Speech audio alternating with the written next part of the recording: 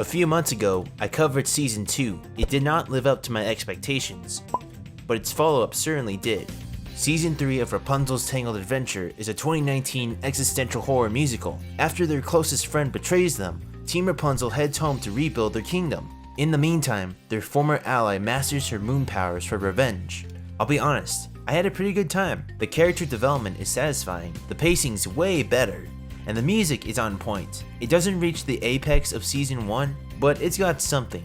In celebration of Tangled's 10th anniversary, let's cross the line straight into this.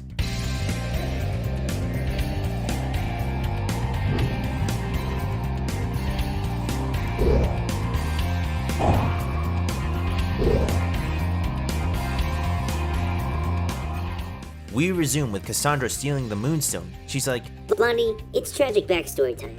in a flashback, Cass visits the night Rapunzel was kidnapped. She discovers her real mother. That's my... Yeah, Mother Gothel got busy. A previous villain retroactively begets a child.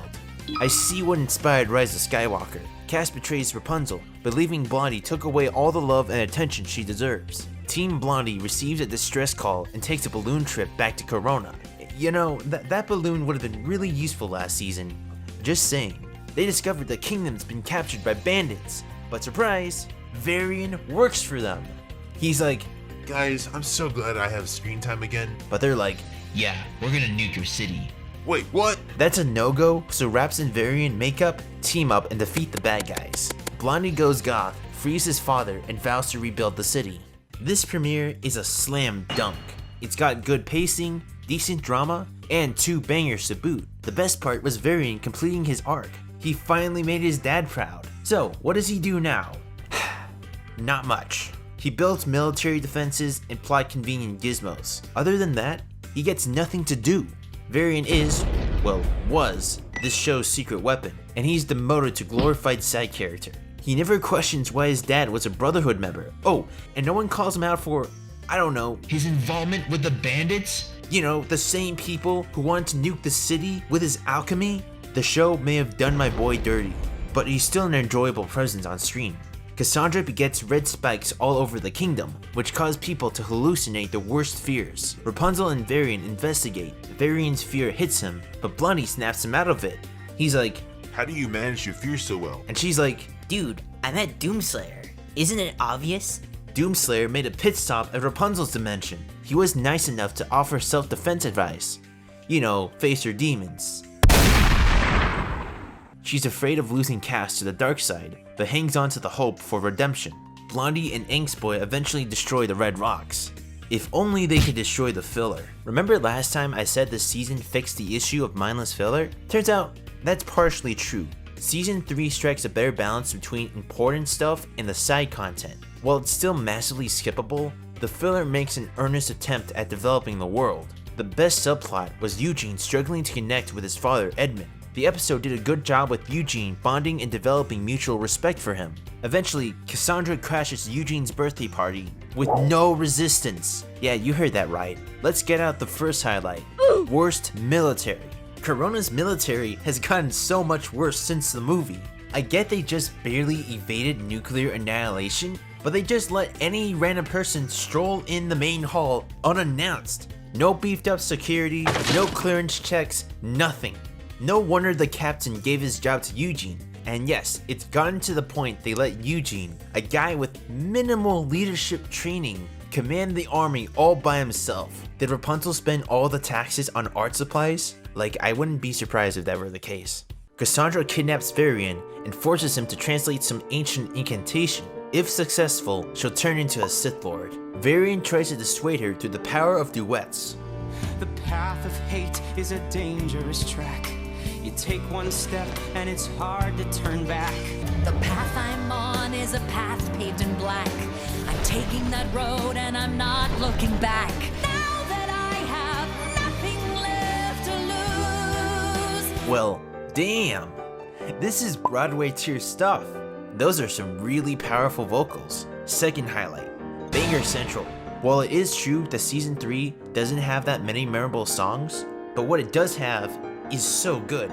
Nothing Left to Lose is probably my favorite song out of the whole franchise. It's powerful. The shot composition here is so good. It even flexes by doing this 360-degree orbital shot. Like, yeah, we gotta flex our animation. I want to keep gushing over this amazing scene, but I gotta move on. Team Rapunzel rescues Varian. Blondie reads his translation and goes Super Saiyan, for real this time. She and Cass fight with ultimate power levels. The tower explodes, but she accidentally makes Cassandra's poltergeist a corporal entity. This ghost is Zantiri, a power-hungry sorceress who's been manipulating Cass. Her ultimate goal is to possess both Sun and Moonstones and use them to destroy Corona because, she's evil. Get this. 1,000 years ago, she had a beef with Lord Demanitus, an inventor who's mentioned throughout the series. He banished her into an alternate dimension for all eternity. She eventually returns and wants to destroy a city because she's petty. You know, for a show that strives for moral complexity, Zantiri is a colossal misfire. She's a generic over-the-top demon with poorly established motivation. She doesn't match up to the charisma or presence of other Disney villains. She's just a salty bit. Cassandra takes over the kingdom. Team Rapunzel retreats and plans their assault. We make it to the series finale. The gang raids the Manatis's man cave and they get into monkey business. Lance, I told you not to. Wait, what happened?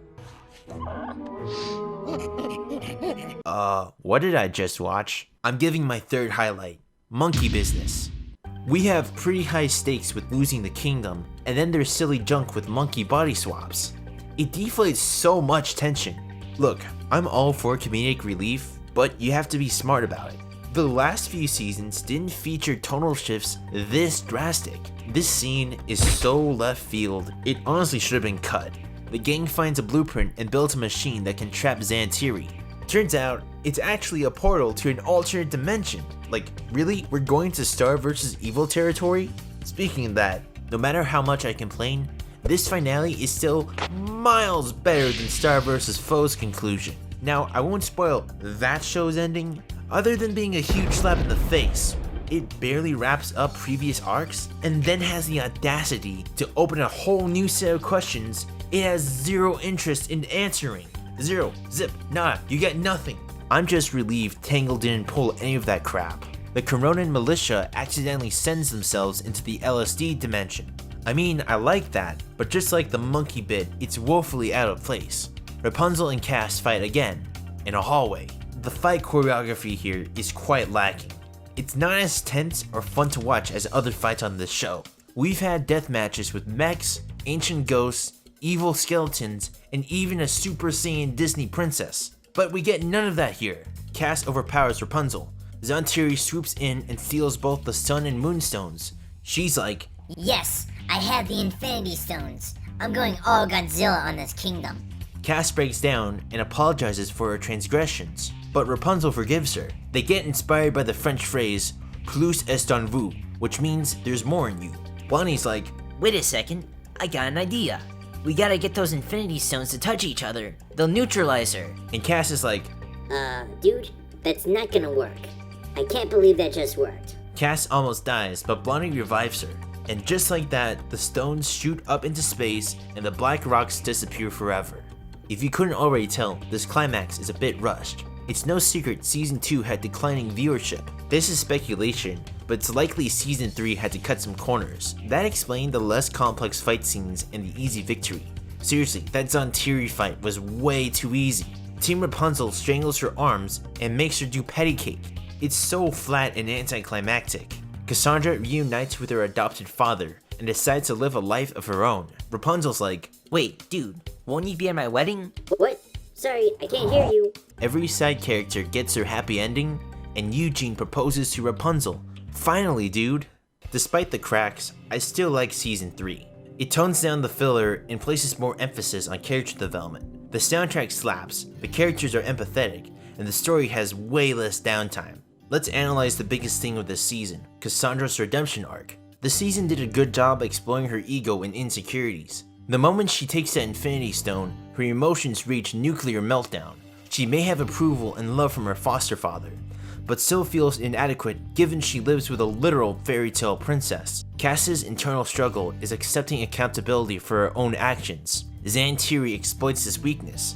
Through Blondie's empathy, Cass realizes she's responsible for defining her own path and appreciates what she does have. Unfortunately, I have a few nitpicks with this arc. For one, we barely get any screen time between her and the military captain. Their father-daughter dynamic was super huge in season 1, and all they get here is a hug. And then there's the time the captain almost went crazy looking for her on that island, but that's never brought up.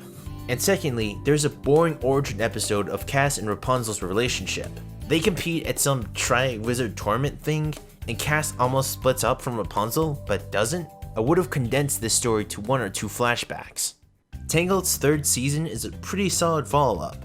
The filler is less obnoxious, the Cassandra arc is well realized, and the ending was somewhat satisfying. What holds it back is a weak final antagonist, a lack of development for Varian, and a tonally inconsistent climax. With all that in mind, I'm giving this season 3.75 stars out of 5. It's an enjoyable time, and it definitely listened to fan feedback. It just couldn't live up to the high bar set by season 1. With that out of the way, how does the series stack up in retrospect? As a whole, Tangled the series has been one fascinating ride.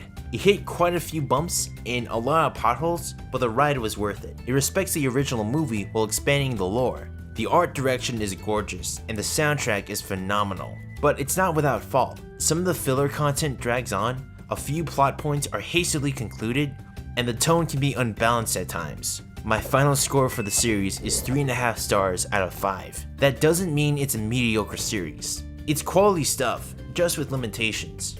Well, that marks the end of my Tangled review series. If you made it this far, thanks for listening. I hope this review series gave you some insight on how to analyze television. I want to give a shout out to the Tangled Discord server. They read the script in advance and they gave some really great notes. Anyway, happy 10th anniversary Tangled. I'll see you guys next time.